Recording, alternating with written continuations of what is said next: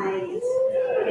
Great. We're so happy to have you guys for our first North Carolina Science Festival event of the year. We'll be having another one on April 24th. It's called STEM Trek, so come out again.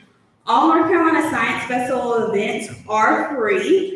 Tonight, of course, we had add-ons and things like that, like paint pouring and things that had a cost, but for the most part, that's what North Carolina Science Festival is about, is trying to give science to the public and in a free way. And it's always through the Moorhead Planetarium out in Chapel Hill. Our sponsors for tonight are, of course, the North Carolina Science Festival, and it's happening all month long, all over the state of North Carolina. You can go on northcarolinascifest.org for more info. And like I said again, our next event is STEM Trek on April 24th, and that time is from 10 a.m. to 2 p.m. right here, back here at the Top Science Center. We also want to thank United Beverages for supporting our program tonight and giving us that free, delicious beer that you guys, of course, gave for donations to help the Science Center.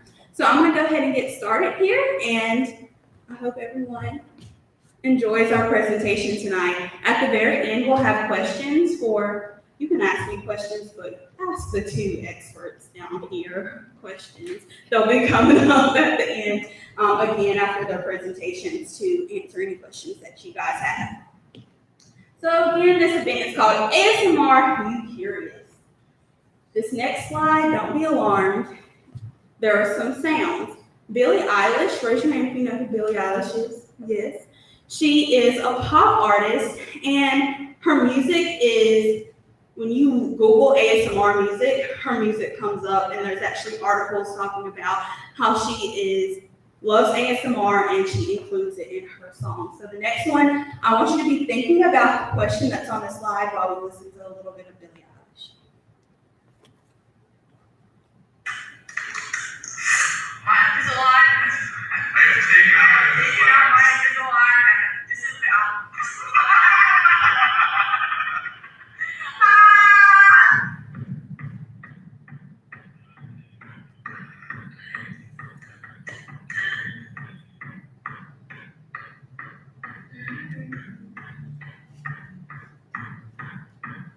We should not let my sleep. You tip these creeping around no sleep so criminal. Okay, so that was a little sample of Billie Eilish for you guys. If you notice at the beginning, she did that weird slurp. Not everybody likes slurping, but that's considered ASMR. And she also does a lot of hush whispering, which is also in the ASMR realm. So I want to ask you guys, if anybody wants to raise their hand, is there anything that brings you joy, like overwhelming joy?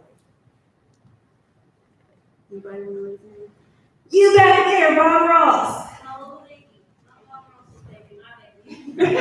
She said her little baby brings her joy. Anybody else have anything that brings them joy? Up here, this is things that bring our director of programs joy. She created this slide. She likes when things look organized. You see how everything's in a neat line. The spiral up here of this aloe plant, organizations in the produce, and just more color-coded organization, like some boxes that are all yellow in the back there, and then some blue, and then this cool, soothe. What is it? All together. Organization. Those are things that bring her joy. So what is ASMR? ASMR is autonomous sensory meridian response.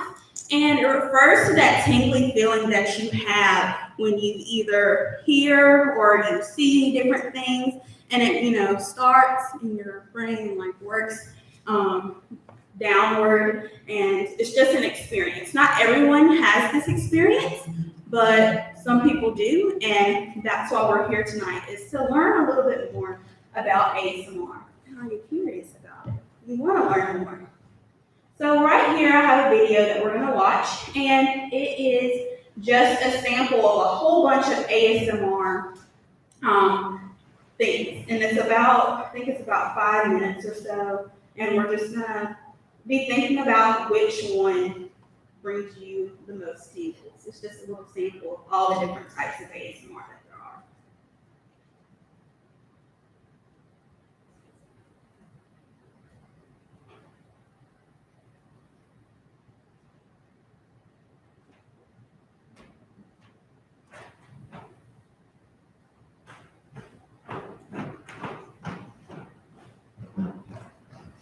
Is it already open in the browser? Yeah, it's pretty up there, but it's not here. Oh, what about it? In the settings? Mhm. Click. It's like it keeps unclicking. Oh, yeah.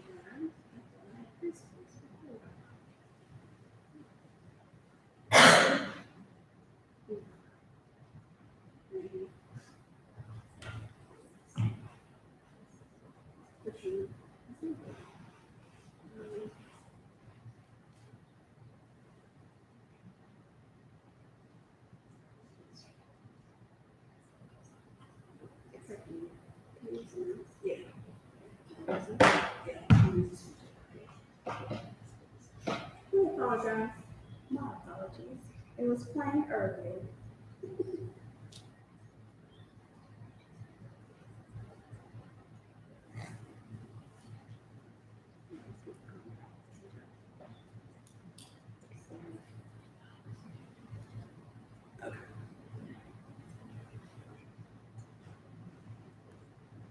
Okay, here we go.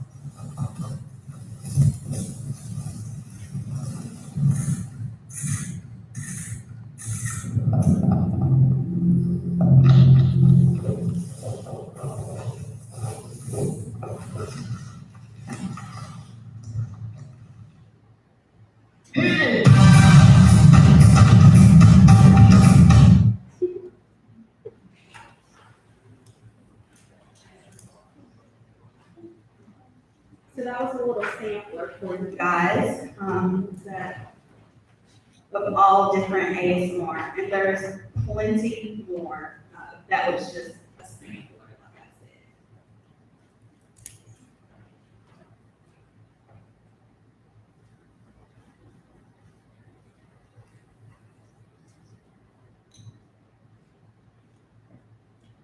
said. Okay, so you can raise your hand. Which part of the video gave you the most overwhelmingly tingling joy? Did anything give you A.S.M.R feelings? Did anybody feel tingles in any part of the video?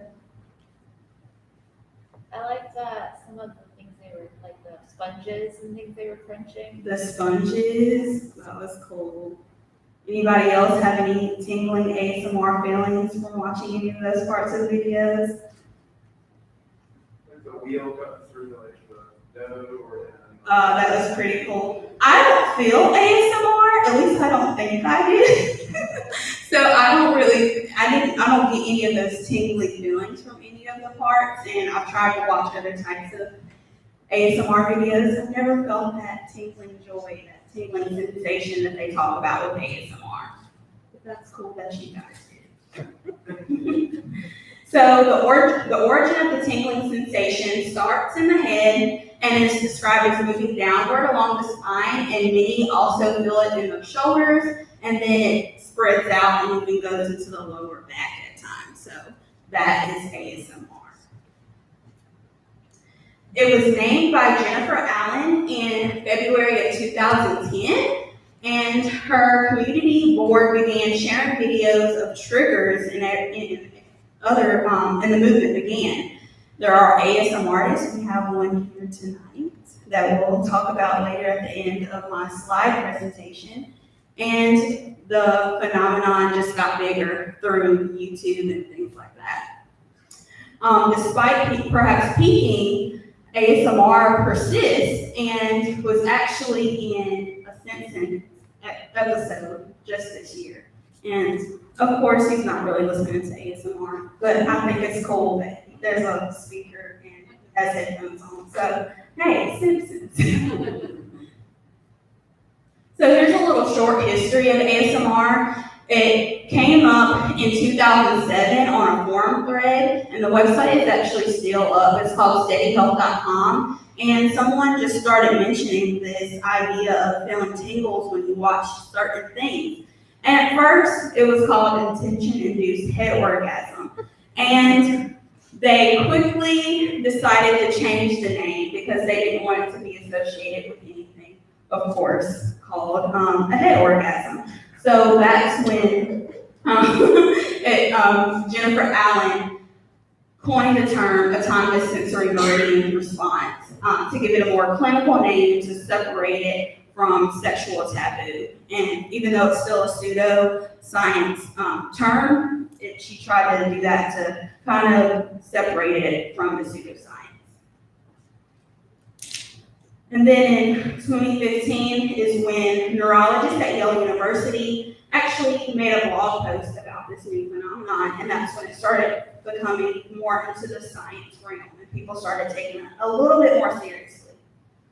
So there's something called A.S.M.R University, and Craig Richardson actually was the one who created this website, and it has a whole bunch of information on it. You guys should go check it out. That talks about A.S.M.R. There are blog posts up there. He mentions other research that has come out about A.S.M.R. and podcasts and all that other fun stuff. A lot of this information actually came from his website. He is a professor of physiology at Shenandoah, I hope I'm pronouncing that right, University in Virginia. And he came up with it. I'm sorry, there's Bob Ross up there. Hey, Bob Ross is back there too. Bob Ross, he actually realized this when he heard about this phenomenon, and it was just like, oh, I remember feeling this when I watched Bob Ross as a child. So that's how Bob Ross kind of came into this A.S.M.R phenomenon. So A.S.M.R in the science realm, there has been studies done on A.S.M.R. There still needs to be more done, but here are a few of the studies that have been done on A.S.M.R. that all different things, and just to try to bring it to a more science realm and to get people to look at it more and maybe to study it more in neurology and psychology and see why A.S.M.R happens to some people and not all people.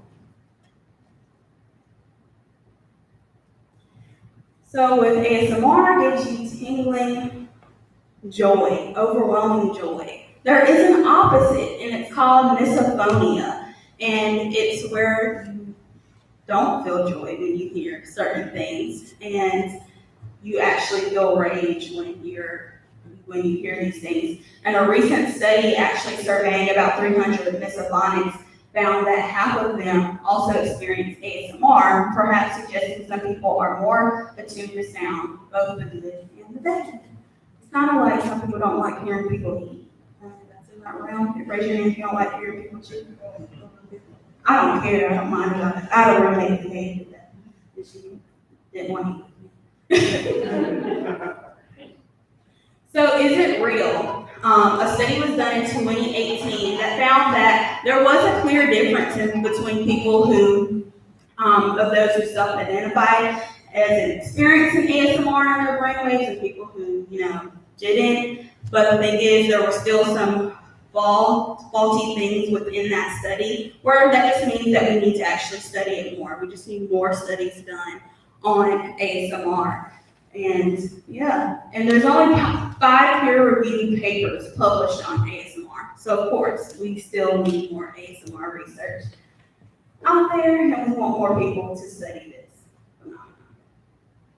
If you want to learn more about and hear more A.S.M.R experiences and have them, and see if you experience this feeling of A.S.M.R, we have an A.S.M artist out here in the audience, and this is her YouTube page. She came all the way here tonight just to come and talk with you guys, and she'll be here to, answer questions and ask questions at the end of this as well, if you want to go up and talk to her about how she got into this and just other questions. But she does have a YouTube channel. It's pretty interesting, all the different things that she has up there. It's very soothing for some people, as in her comments, people really enjoy her videos.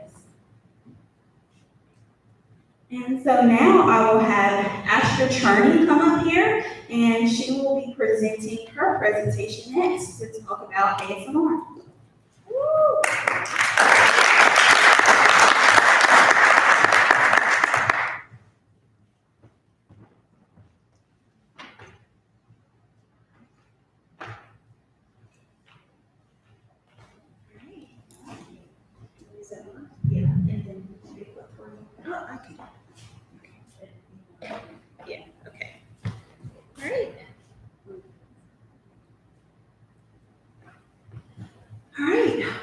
excited that so many of you are here to learn about this evening. I am not an expert on A.S.M.R. in any way. Is this on? Yeah, it is. Okay. You guys can hear me okay? Yes, okay. I'm actually a professor of counseling at Lenore Rhine University. And I am new to Hickory and new to Lenore Rhine. I was teaching up in Philadelphia for a few years and got kind of homesick for family that I have down here in North Carolina, and did a job search and ended up here in Hickory and at Lenore Rhine.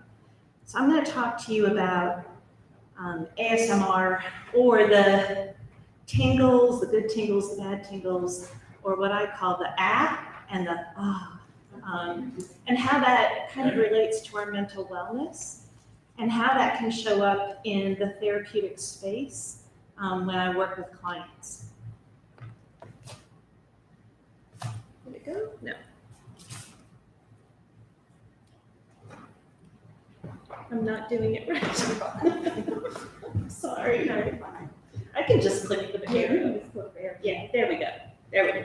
Okay, so in the previous presentation, there was a slide that talked about joy. How do you find joy, or what brings you joy? I want to talk about comfort, which is a little bit different, right? So when you're dysregulated, when you're feeling anxious, when you're feeling stressed, what comforts you?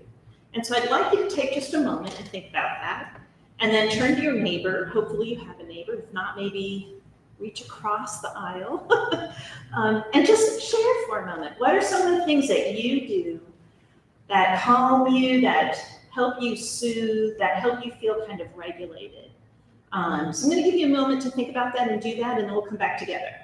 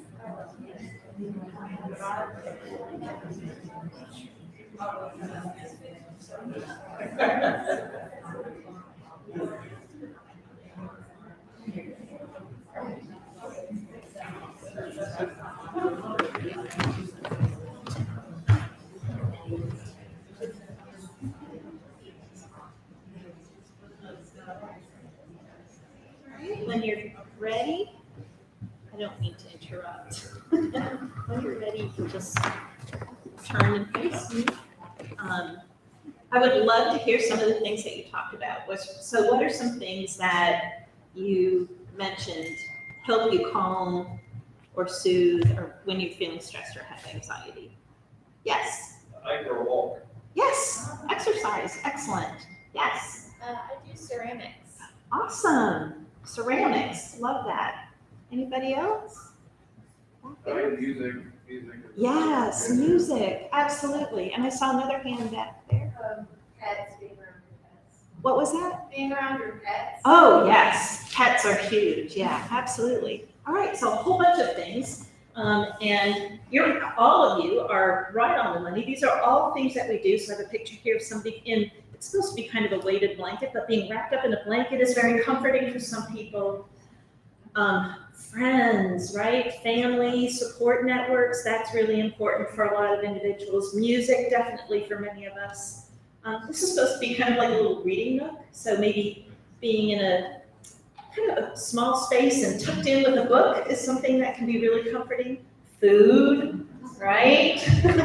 Absolutely. Netflix, movies, distraction, right? Something that kind of takes your mind off of it is really helpful sometimes. Pets, absolutely. Pets are a big one. Friends, right? Really, we have those really tight, kind of intimate relationships with a small number of people in our lives, and those people become very important. And then exercise, absolutely. So great examples, and right in line with what I was kind of thinking too. Sometimes though, the things that we do that help us calm and soothe, somewhere along the way kind of become maladaptive, right? So I always say to clients, your coping skills are really great, but if you only have one or two and that's all you've got, at some point they're gonna kind of turn on you because they kind of wear out their usefulness. Or we become kind of immune to their effect, and so we have to kind of do more of it. So here are some examples of that. Social media, right? It can be a great distraction and it can connect us with other people, but it can also become really addicting, right? So it's really hard to put that phone down. And right now with the pandemic and feeling a little more isolated, I would imagine, I know I have been struggling with this, I would imagine some of you have been as well. Television can become like really addicting too. Alcohol, definitely one of those things that, one glass of wine can help you kind of, but when it becomes more than that, it can become problematic. Food is the same way, right? It can be really comforting to have comfort food, but then we can also carry that to a little bit of an extreme sometimes. Shopping is another thing that can be comforting and kind of bring us some joy and some happiness. And yet it can also become something that we do too much of. And then these bottom two pictures are kind of nail biting, right? It's a way of kind of calming oneself down, and hair twirling. I included that because when I was a little girl, I used to do the hair thing, right? I would grab a bunch of my hair and twirl it around and play with it. I still do that sometimes. I don't even want to tell you how old I am. And I have very short hair, so it's really obvious when I do it. But when I'm anxious or nervous, I will start twirling my hair and fiddling with my hair. It's just something that I've done my whole life long. And it does actually calm me down, but it can become a little obsessive at times, right? So I have to be a little aware. Wait a minute, there's something going on with me. Maybe I need to do something else to help me calm down. So I don't want to get too technical on you. Any therapists or mental health workers in the audience? Anybody? Just me? Yes, what do you do? CNN. Yes, awesome, all right. So again, this is what we call Polyvagal Theory. It was developed by Stephen Porges. I don't want to get too technical about this, but this basically describes the phenomenon of what happens to us in our nervous system, especially when we get anxious or when we get dysregulated or triggered, right? So the first thing that happens when we're in a very calm space, this ventral vagal, the green on the bottom of this chart, we're breathing deeply, heart rate is regular, we feel pretty good, and then something happens and our heart rate starts to be a little bit faster. The first thing we do is we look for help. So the first thing that happens when we're presented with something that feels threatening or dangerous or scary is we look for somebody else to help us, right? Help, number one thing that we do. If there's somebody there, great, that can help bring our nervous system back down, that can help us regulate. I say this to my students all the time and they get tired of me saying it, to be honest with you, but we heal in connection. We are hardwired to thrive through connected relationships. And so when that doesn't happen for us, a whole lot of bad things can happen to our nervous system, and mental wellness kind of shifts into mental illness. So the first thing we do is we look for somebody. If somebody is there, great.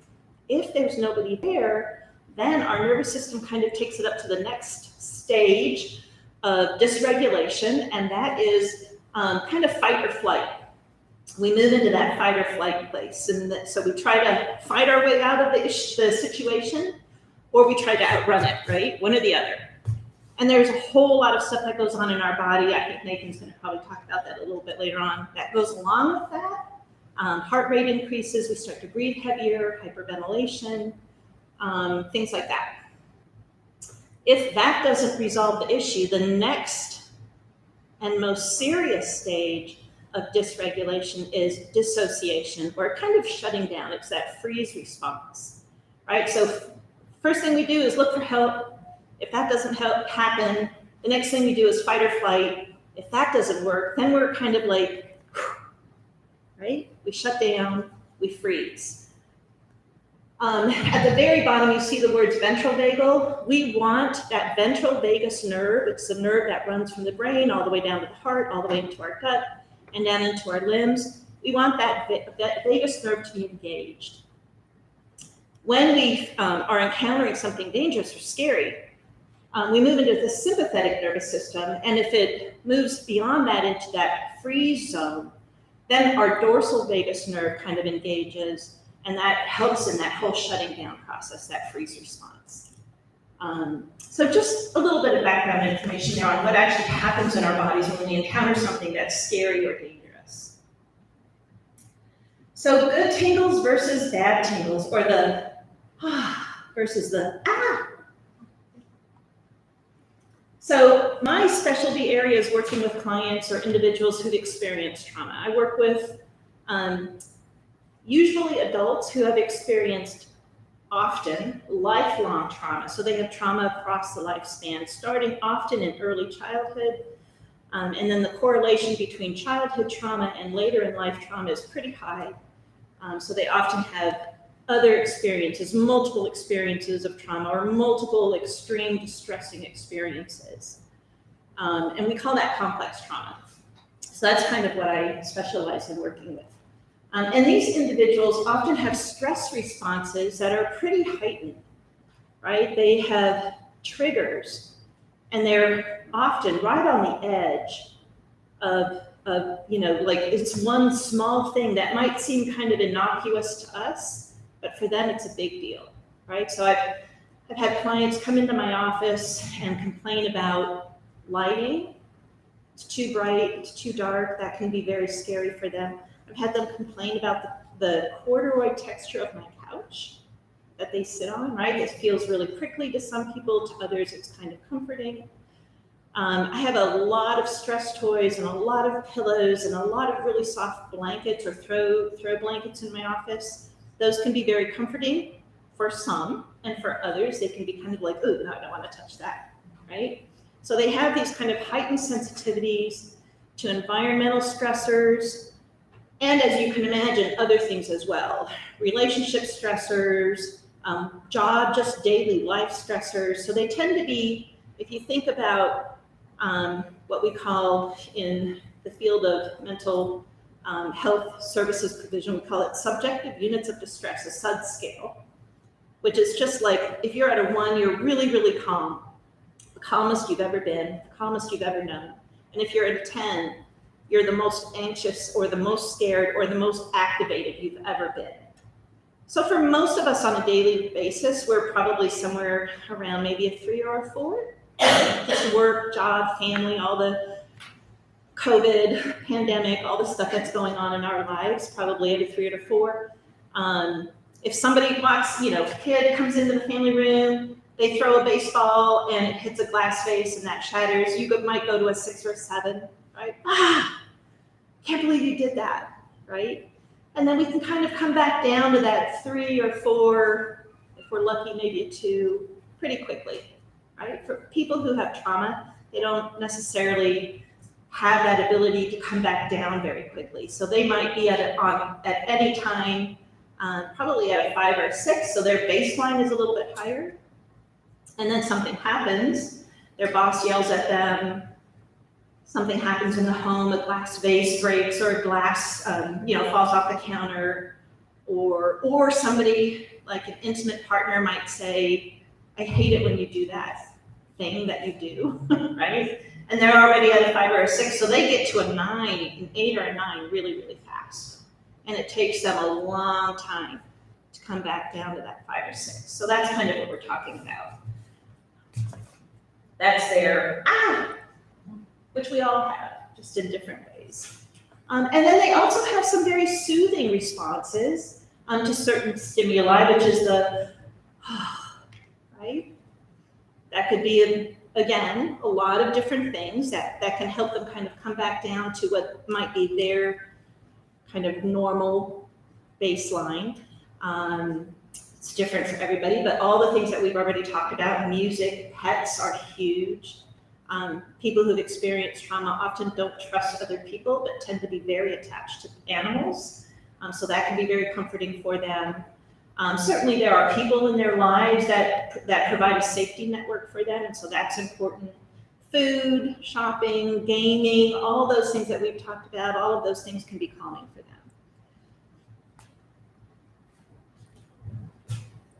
So how do I help clients change from ah to ah? And there are actually some things that I can do to help clients learn to, one, come down from a 9 or an 8 much more quickly. Over time, we can get get them to a baseline faster, and lower that baseline too, so that they're not kind of at a revved up 5 or 6 all the time, but maybe operating more on a 3 or a 4 level. And if we're really lucky, we can get them down to maybe a 2. A lot of the clients that I work with have never known a 1, and they may never know a 1. But if we can get them down to a 2 or a 3, that's pretty good, right? So the number one thing is loving, supportive relationships. Again, we need those connected relationships in our lives. That's how our brain is hardwired. We know that from watching babies develop, right?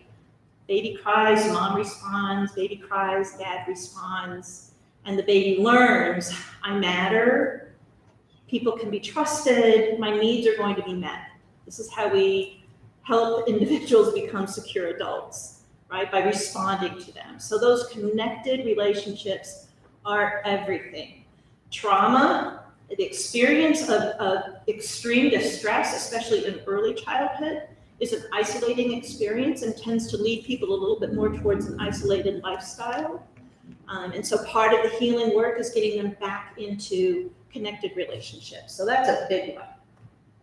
4-7-8 breathing is a technique that literally will help your nervous system move from sympathetic or that fight or flight response into parasympathetic, which is that green bar at the bottom of that original chart that I showed you, the the vagus nerve kind of baseline, that good place that we want clients to be.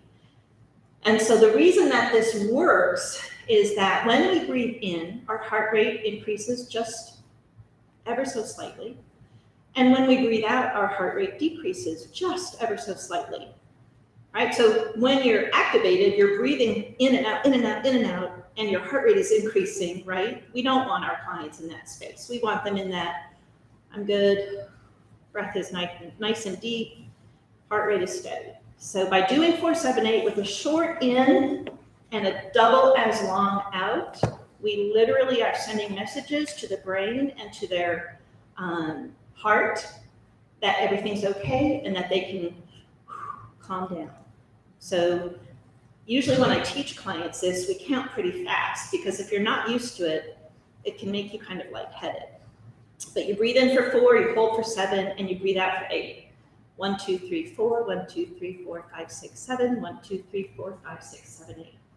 It's so powerful that in the beginning I tell clients, and the general rule is no more than 4 times at any one sitting, so 4 times max, and not more than twice a day in the beginning until your nervous system kind of gets used to it. So 4-7-8 is a great technique. There are lots of other breathing techniques out there also. They all work very well, but this one especially can help clients move from that sympathetic to parasympathetic nervous system. Counting or planning. So what happens when people are kind of triggered by something is we move back into the back of the brain. The amygdala and the hippocampus get very activated. We kind of get hijacked by our amygdala. I don't want to get into all of the brain stuff right now, but it's kind of the back of the brain thing. And anytime we can get them into the front of their brain, back up into the neocortex, especially that frontal lobe where executive functioning happens, we can help them calm down. So if I'm working with a client in my office and they're telling me a story that's really hard for them to talk about, and as they're talking, they're becoming a little bit more dysregulated, they're crying, and they might even be kind of going, right? They're struggling to tell the story. Once they get to a point where we can kind of stop, I might say something like, how are you doing right now?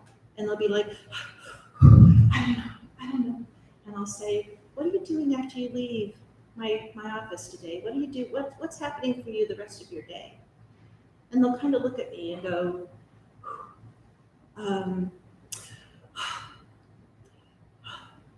let's see, I gotta go pick up my kids from school. And you can see the tears dry up, the breath regulate, heart rate come down. And I'll say, what are you doing after you're getting your kids from school? And they'll say, I'm gonna cook dinner. What are you making for dinner? I'm gonna make chicken and broccoli. Oh, great, that sounds yummy. What are you doing later on after dinner? I'm gonna help my kids with homework. And within just a few minutes, I'm able to take them from kind of an abreaction or a dysregulated reaction around their story into a much calmer state. And what I'm actually doing is teaching them how to kind of pendulate back and forth. You can be triggered and you can come out of that. You actually have some control over that. So that's a great thing to do too. Any counting, any kind of planning, those are frontal lobe, kind of neocortex functions, and that can be helpful. Teaching mindfulness or meditation is really helpful as well. Anytime they can connect kind of non-judgmentally to their felt experience, that's very helpful. And then I am actually a certified EMDR therapist. I don't want to get too technical about that too, but it is a memory processing intervention that literally helps stuck memories that are associated with PTSD move from the right side of the brain, where we have visual processing but not verbal processing.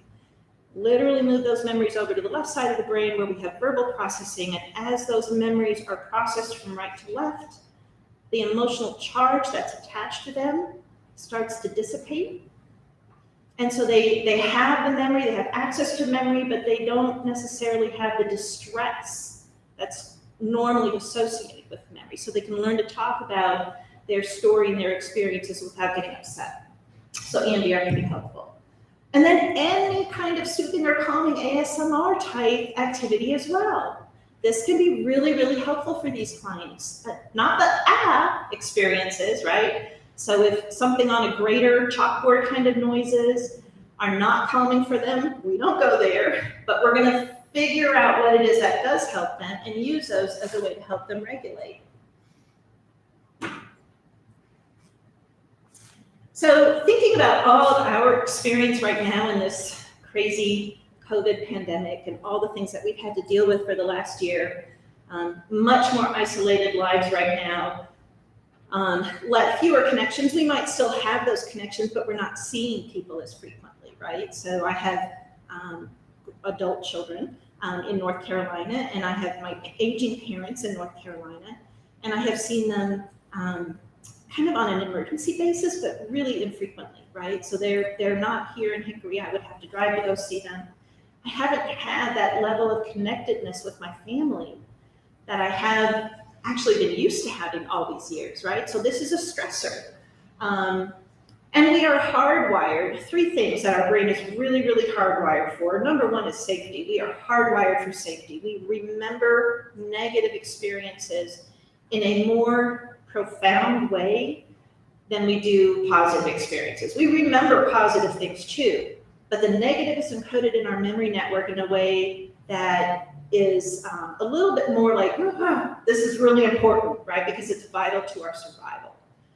So we're hardwired for safety. We are hardwired for connection. We must live connected, supported lives, full of those rich relationships that we all enjoy. And then we're hardwired for homeostasis and predictability. We don't really like change. Our brain doesn't really like change. And as we get older, that gets even worse. Something that I can personally attest to. So the worst thing that can happen to us is trauma, a distressing experience. And those traumatic experiences often result in some form of isolation, which isn't good for us. We just know that. So some of the worst traumas that individuals can experience actually have nothing to do with outright abuse.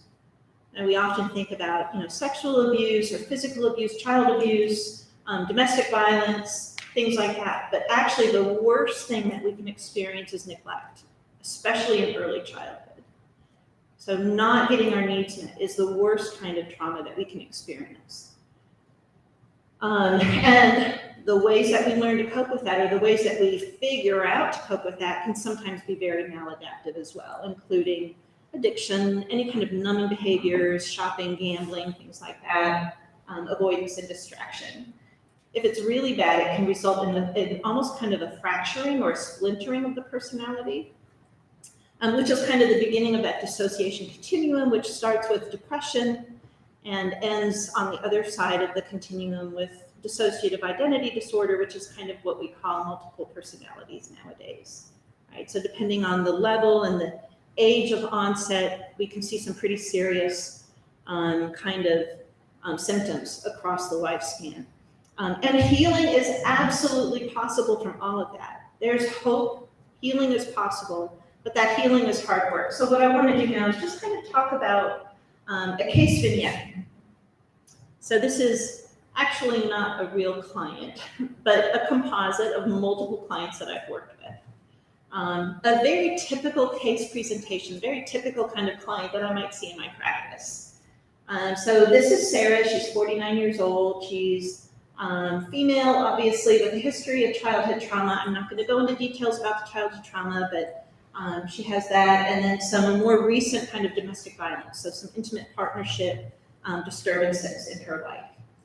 When she first came to my office, she told a story of pretty pervasive childhood trauma, including abandonment by her mother and physical abuse by her father, so extreme forms of punishment that were difficult for her.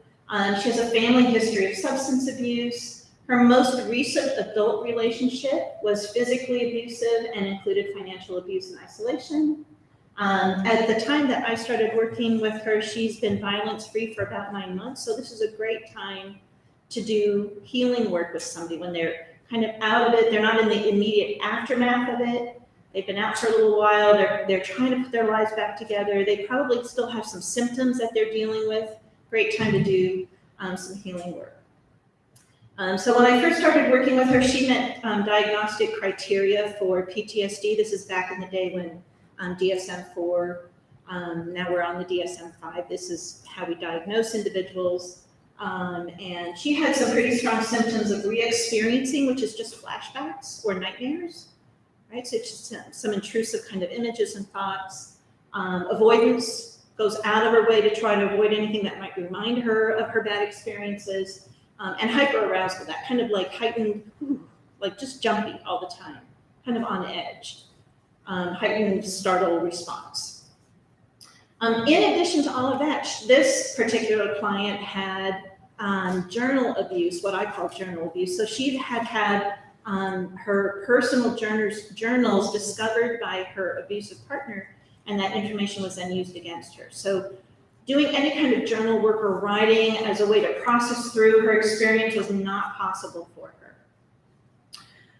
So we decided to use sand tray, and sand tray is a really great way to work with clients who have trauma, where we literally have a sand tray in the middle of the room. There's some pictures there that you can kind of see. Usually these sand trays are kind of portable, and I have a big selection of miniatures, and my prompt is usually just create your world for me. Create your home life, create your most recent relationship, create that world for me.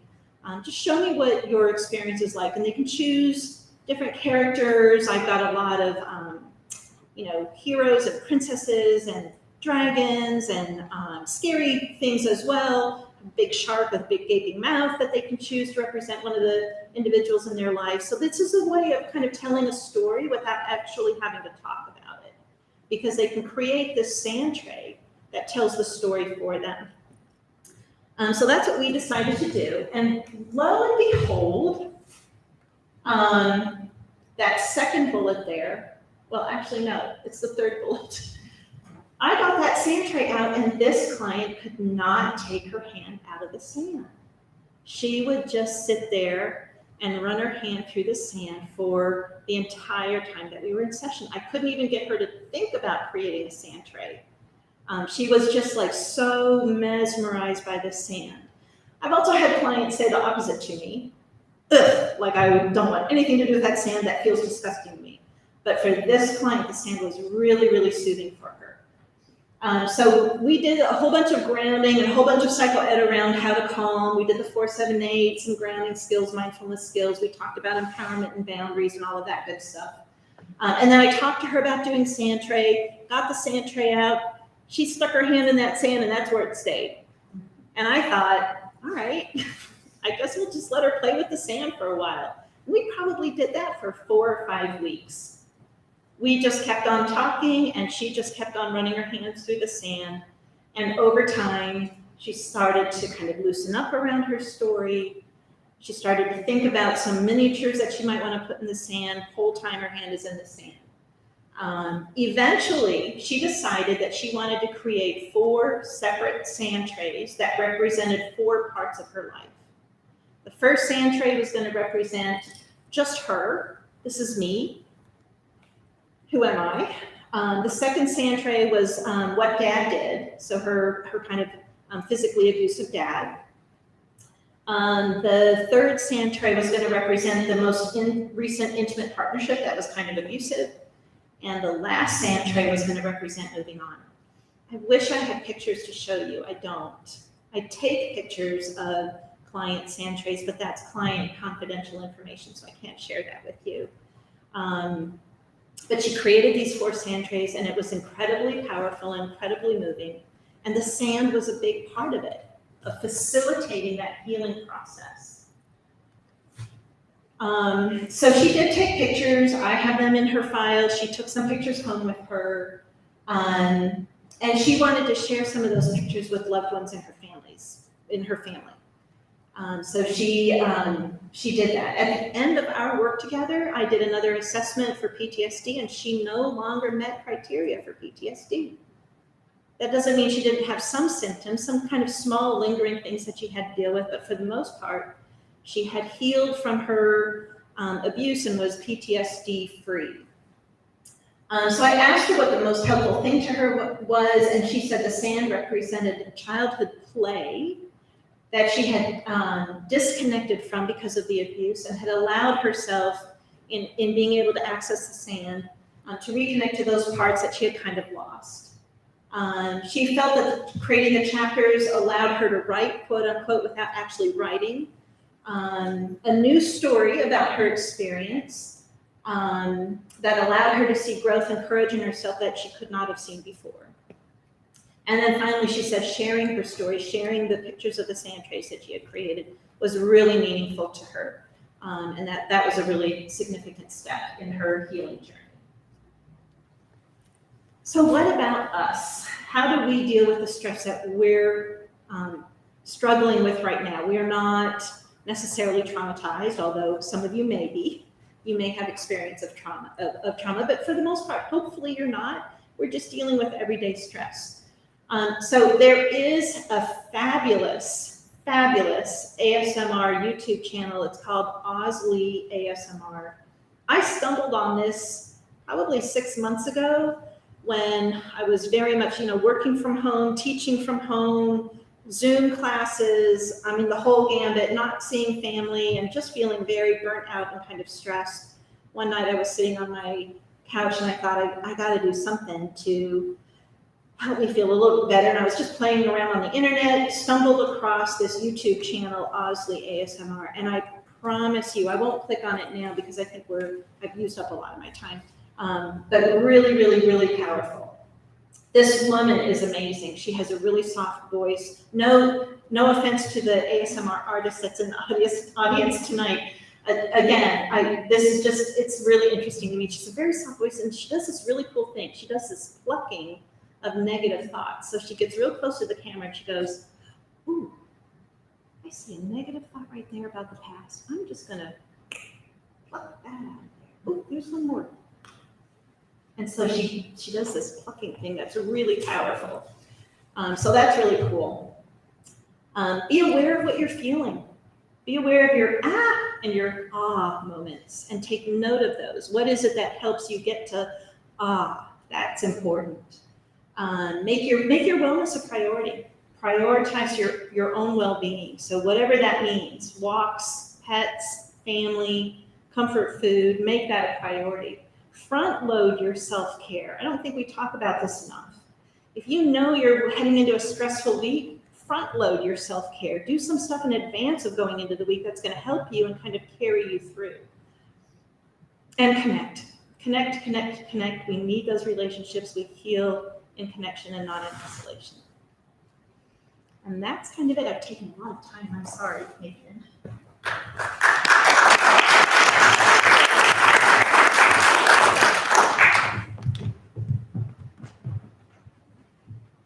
Thank you. Now we'll have Nathan Alpha come up here and present his solution.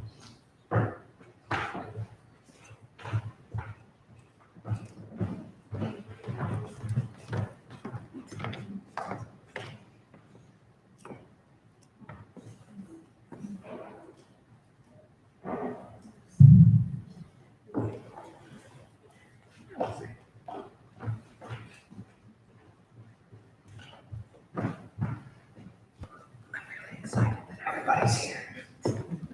I don't think I'm very good at this, but we're gonna do this a little bit together. I can tell you're all a really smart audience. And I'm just so excited to see you. I'm expecting that you can all hear me, right? I don't actually know. But oops. I don't know if this is working right. But I'm a scientist, right? So I've got something else to show.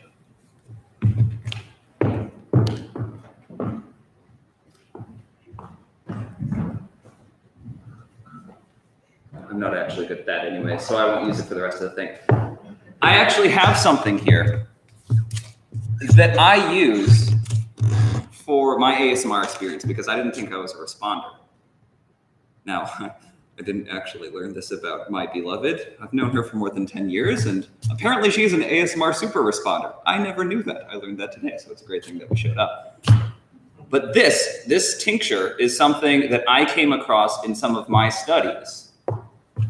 And as you can see, unfortunately, we're in COVID, so I can't have you pass it around and stuff like that. But you dab a little bit along your own meridian, and it really heightens the response. I'll tell you a little bit more about this when we move forward. But it really all comes down to what the brain is doing. It's not just the fact that it feels like there are tingles around your brain, but your brain is processing all of this information. It's what's going on in here that lets you feel that can be so therapeutic. And we know, well, it's confusing. When Tony was asking what gave you the most joy, when we were thinking and pairing and sharing about the things that bring you comfort, there were different answers depending on who you are. So one person's tip, tip, tapping and whispering is the other person's nail on the chalkboard, and that isn't that fun. That's what we are discovering in neuroscience, is that people's brains are so individual that these sorts of things have to be personalized, which is why, for some reason, our ASMR artist is not the only one in the entire world. I watched some of her stuff. I think it's great. Other people, for some reason, think they need to add more to the internet. I don't know. But that's because we need so many different things. And we can use neuroscience to tell us a little bit about why. Now, this slide, neuroscientists love putting up brain pictures. Honestly, the thing behind me could be about any topic, because this is just how our brain works by default. It's legitimately known as the default mode network. When you're just hanging out, your mind might be wandering, or if you're just ever thinking about yourself. Now, what we know is that people who do respond to ASMR, which isn't everybody, but their default mode network actually goes down. So their ability to think about themselves, about their past, their future, it's not as strong. We're able to lose ourselves in the moment. You might have had those tingling sensations, those good goosebumps to amazing music, even a beautiful piece of art. It's the same thing. You're losing yourself in this art. What we also know is that The way your brain talks, those little chemicals that go back and forth between your neurons, well, those are influenced by ASMR too. And it's pretty much all the good ones. The ones that the kids tell you about that get that dopamine and the oxytocin, the cuddle hormone, and the endorphins and the serotonin. Like, we have pills for that. And it turns out you can just listen to some amazing YouTube videos. You can also do things like meditate, exercise, all of those comforting activities that we've learned about today. Which is great, of course. But as Tony said, we still don't really know what ASMR is totally about. We can use what we know about other things to kind of inform us, though. So one thing is the fact that it's so hard to study because not everybody feels it. Before my tincture that I had to dig through the scientific literature for, I didn't feel ASMR. There are people who will swear on everything that is holy to them that it has changed their life. They don't need to go to therapy anymore because of their experience with ASMR. So, like, how do you reconcile those two? Well, our brains work differently. That's why it's hard to study. You have that self-referral bias. If a person comes in and says, yes, I have ASMR, they experience ASMR. It's not a condition. How do you know that there's not something just fundamentally different with them? And so are you really studying the experience or are you studying the person? But we've already kind of had to deal with this with hypnosis. There are some people who can be hypnotized. Other people, you dangle a watch in front of them all day, all night, nothing happens.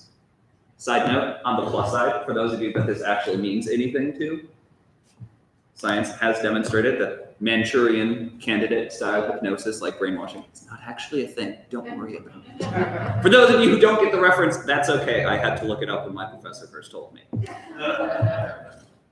But just because there's this referral bias doesn't mean that it's not real, because we know that our brains can work very differently from each other.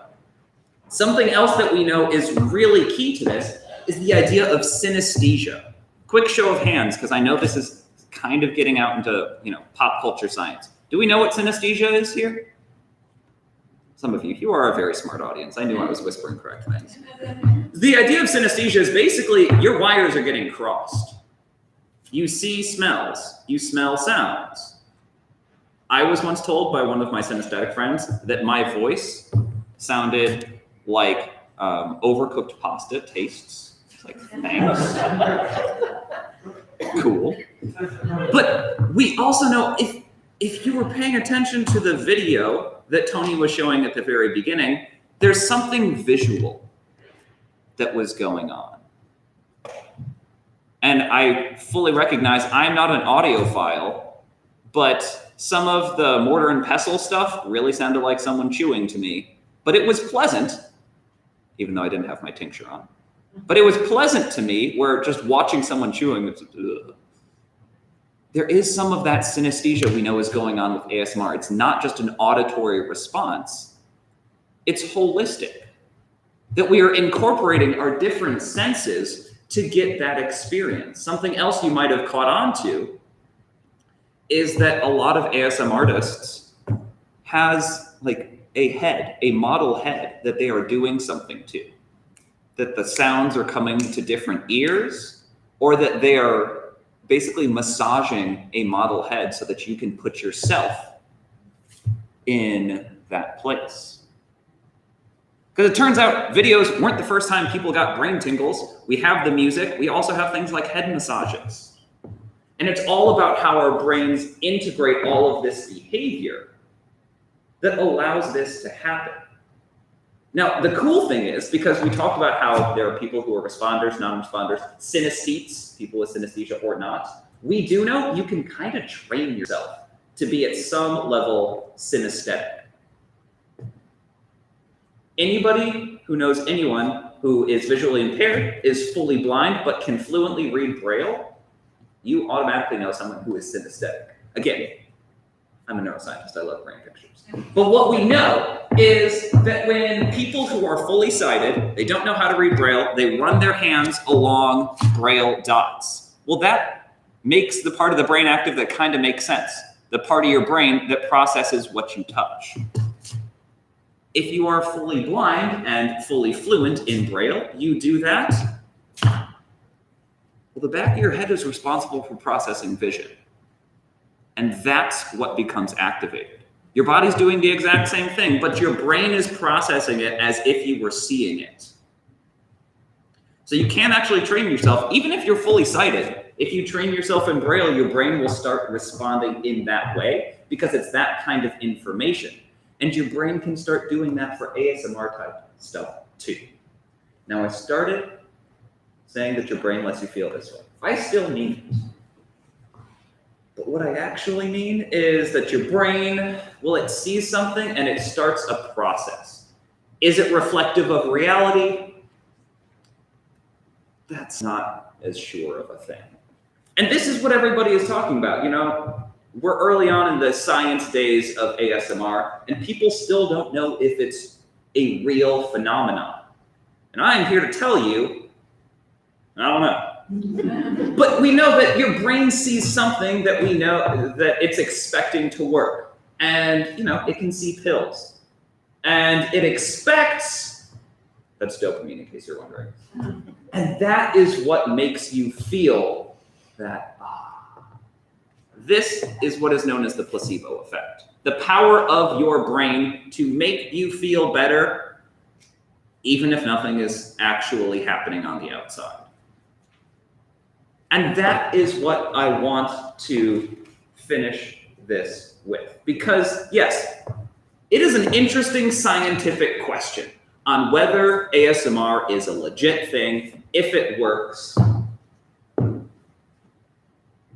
If I tell you to put this along your meridian, if it will make it even stronger. Now, in case you're wondering, this is molasses with garlic powder.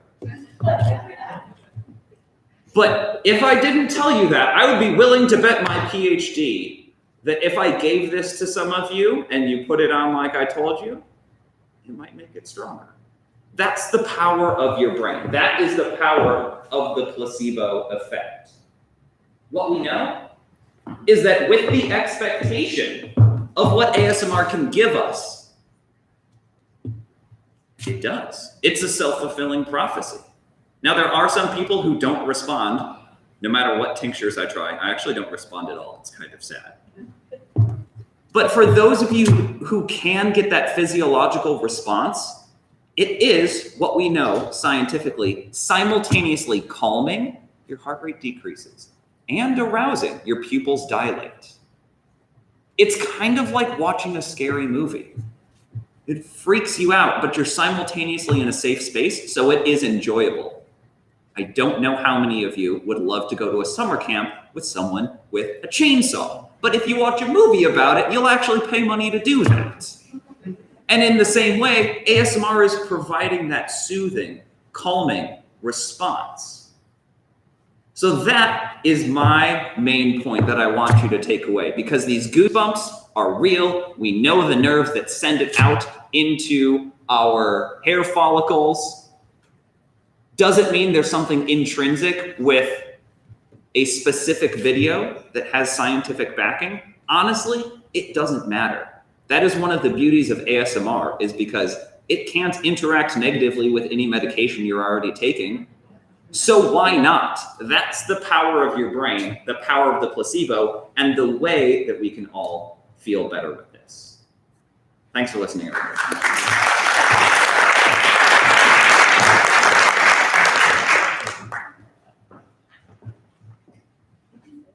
Oh, okay. I'm staying up here apparently.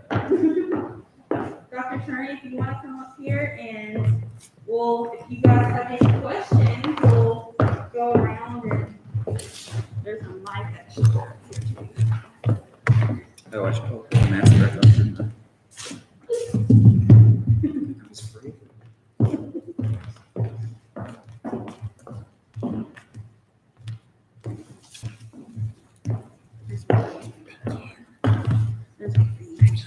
I'm really loud though. Okay. If you're here, I'll use it for the audience then. Does anyone have any questions for our scientists up on the stage? say meridian response, does that mean your spine? What is technically the word meridian supposed to mean? You want me to take that one? You take Yeah, so when they're talking about the meridian response, that's basically what we call the phenomenology, just the way it makes you feel. The fact that it starts from the center of you is why they call it that, meridian being the center line. It doesn't really have a direct correlate to like a specific body part. And then when you look at brain scans, is it in the middle or is it on the left or the right? Oh, that's an interesting question. So the short answer is we don't really know. There aren't enough of those studies, but in terms of how you are feeling, you don't actually feel anything in your brain. There are no touch receptors there. So everything is coming from your body somewhere. It just happens to start around your scalp. I don't know if that fully answered your question or No, not. that's it. Okay. Actually, sorry, am I allowed to keep my mask off when I'm talking? Yeah, y'all are 6 feet Separate. apart. Okay, So. just realized I might be that person. Do we have any other questions? So there's literally no brain activity that goes on? Thank you for asking that question, because apparently I did not say what I wanted to say. There is definitely brain activity that happens from an ASMR response. A lot, the brain picture isn't up there, but a lot right here that is focused on like how you process touch. Okay. But yes, in terms of something specific, like if there is a magic pattern that we can see and say like, ASMR, at this point, we don't have any of those. So I guess kind of linking the two together, you were saying some of the ways you kind of calm triggers is by making them think of orderly things, or does something like ASMR work in a similar fashion that you found? Oh, yeah. Yeah, absolutely. Yeah. We just have to be a little bit careful because those triggers are, like Nathan said, very, very personal. And so what works for one person may not work for another person. So if I'm not cautious, I could actually be triggering in an way, right? Rather than in an way. So it just takes kind of knowing the client and having that conversation with them about what might work for them. But absolutely, yeah.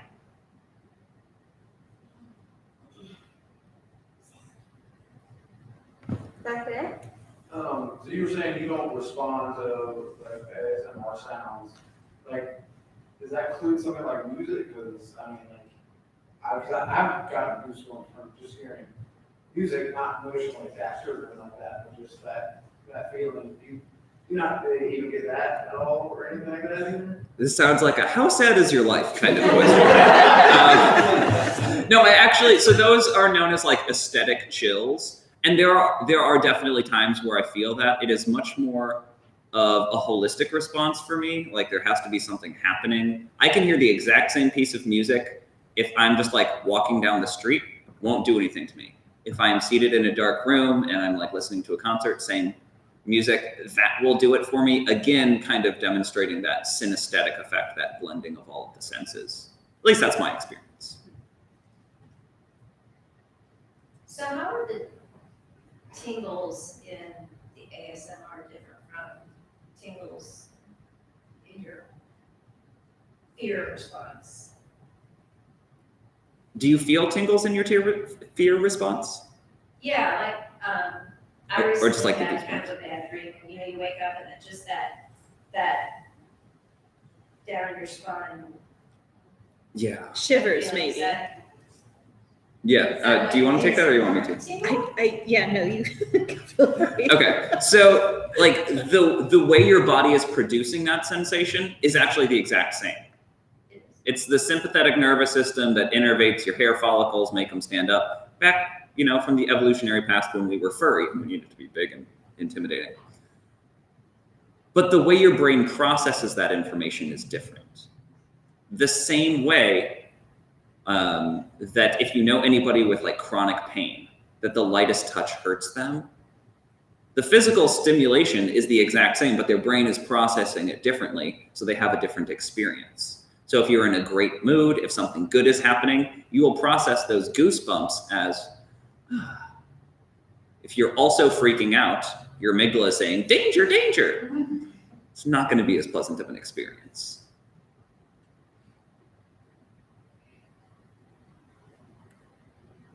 Any other questions? Not really a question. I just want to say, Nathan, your presentation, I sort of got the chills, just the way you presented the information, the realisticness of it. Like, hey, we don't really know, and your humor. But I sort of got the tingles in some of your presentation. Just wanted to say Appreciate thanks. that. Thank you. That's meta. Okay. Calming, yeah. Tell that to my students. Well, I would like to thank you guys for presenting tonight and teaching us a little bit more about the science behind why maybe some of us experience ASMR and why maybe some of us don't. Yeah. So I want to thank you. And to mention about the music, I did make an ASMR playlist on Apple Music. So if you type in ASMR, I will make it public and you should be able to find my ASMR playlist that has a lot of different ASMR. Janet Jackson has an ASMR song. Yeah, Aaliyah. Like, there's a lot of artists that have ASMR like in their music just because of their low registers and things like that. But thank you, and now you guys can explore more of the museum for a little bit more. Thank you.